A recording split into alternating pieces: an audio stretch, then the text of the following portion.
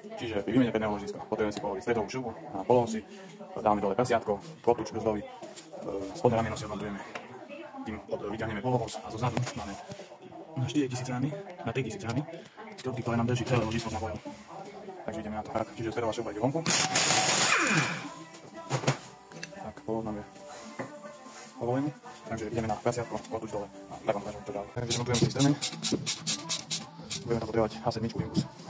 Tak máme dole prasiatko, vždy si ho treba najlepšie zavesiť, aby to nevyselo na tejto hadičke. Potom keď to necháte vysieť, vznikajú problémy ďalšie s hadičkami, vibrácie a tak ďalej. Tak, aby sa nám lepšie manipulovalo a dostalo k tým skrutkám, odkrutíme si spodné rameno, pri ktorom ho vyťahneme a tak máme lepšiu manipuláciu s poloosou, ktorú si môžeme potom vyťahnuť vonku a lepšie prístup k šubom.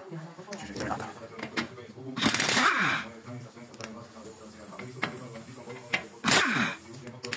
Kotúč, demontáž kotúča, kotúč brzdový nám drží jedna skrutka, ktorú si odkrutíme a ideme ďalej. Tak polos máme vonku, ako vidíte zo spodného ramena som to vybral, polos je vonku a 1, 2, 3 skrutka, ktoré nám držia ložisko s celým nábojom, demontujeme, dáme nové a znovu skladáme, postupne ako sme to dávali dole, tak to budeme dávať naspäť. Tak, čiže vymontovali sme si tieto 3 skrutky na 1000 rám, Golak M12 a ideme dať vonku ložisko a môžeme sa pripraviť na vonku. Tak taká menšia vychytávka na ložisko, ako vybrať, zoberiem si dlhšiu skrutku, z druhej strany dám maticu, poviem ho držák a vytlačím to vonku.